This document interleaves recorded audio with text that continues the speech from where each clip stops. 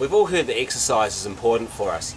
I want to talk to you today about the physical and mental benefits that exercise brings to you, and some guidelines on how to go about it. It feels good to exercise. People know how good they feel when compared to times when they've had periods of inactivity. They feel fit and well, have a more positive outlook as the exercise helps to release endorphins. And they usually begin to look better, which is what contributes to how they feel about themselves. No, it's just stupid. Hi, we've all heard that exercise is important for us.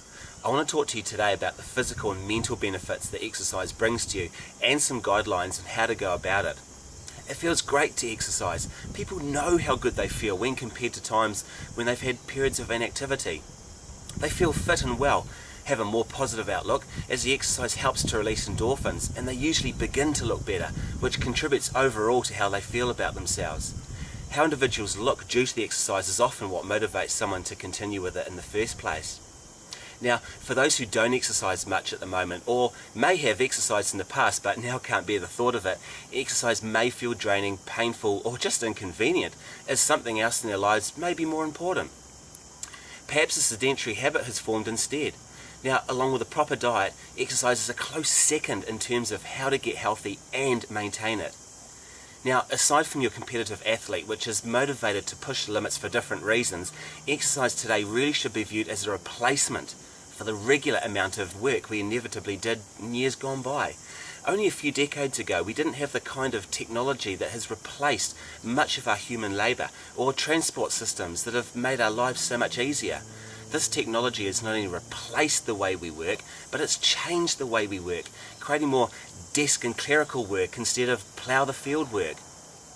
This is a change that has happened only in recent decades. There are many other subtle modern conveniences that have replaced our need to physically move. So from this point on, please consider exercise to be essential towards regaining and keeping your vitality. Now, we can observe in cultures that are not as technologically catered for as we are, these communities perform physically well into advanced age. You've probably heard the phrase, "you are what you eat." Well, really, we must also move it or lose it. A lack of exercise has affected more than how we look in the mirror or perform on the field. Inactivity is responsible for a body being less able to perform its most basic tasks, which is to keep you healthy.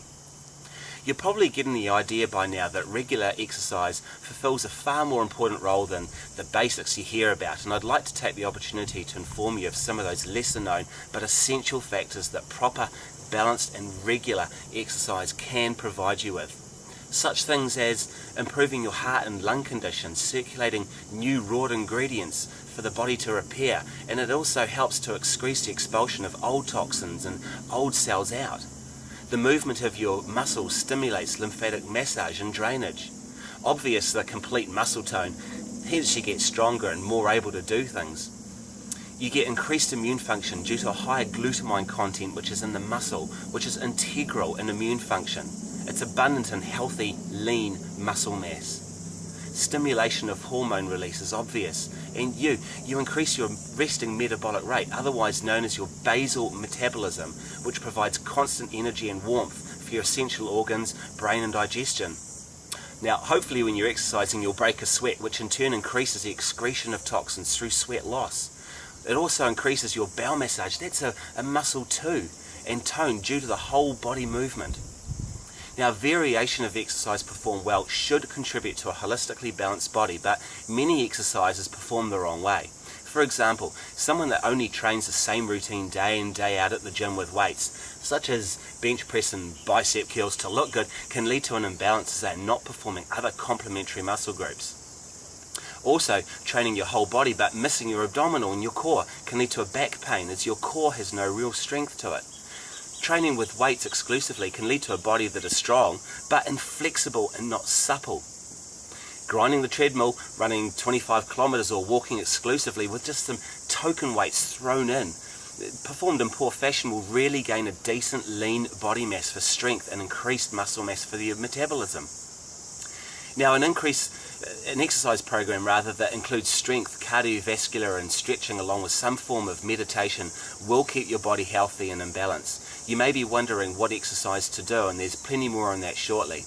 If you have a favourite exercise you do or a sport that you enjoy, that's great, but don't negate the other types of exercise that could help you perform even better. One of the neat things about exercise, especially intense exercise, is that it burns excess fuel or calories, which you may indulge in from time to time, thus lowering your circulating blood sugar levels and driving your insulin down. Insulin is in response to your excess blood sugar. Now, keeping insulin levels down plays a major part in longevity and decreased chance of disease, all of them.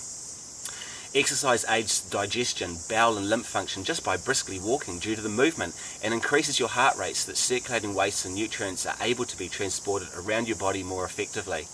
Increased work rate means that your body is breathing faster and deeper for oxygenation and sweating more, which increases its opportunity for toxic elimination. We've already talked about a few of these.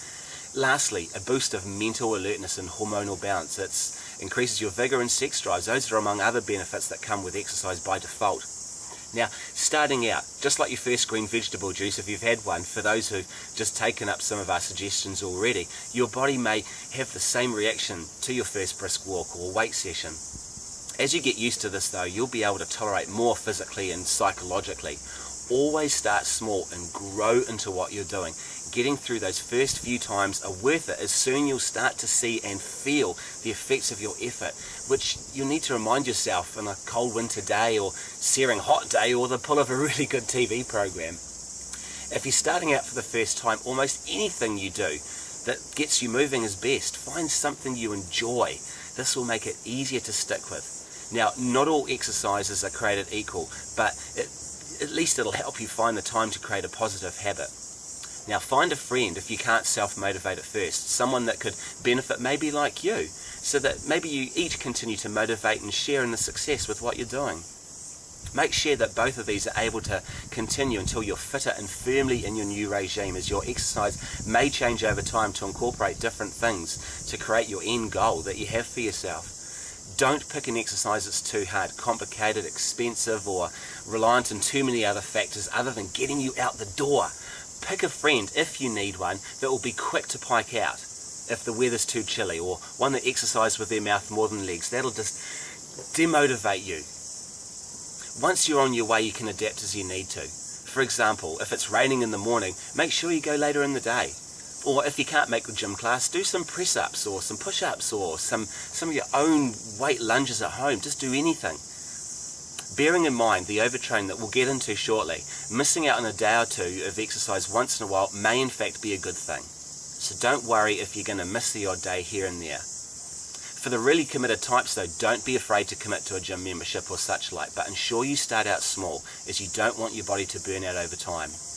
If you're an addictive personality, keep in check that you haven't replaced one addiction of maybe food and lack of exercise for another, which is maybe over-exercising. It can happen, I've seen it. Always be present and deliberate in what you're doing, and for the reasons why.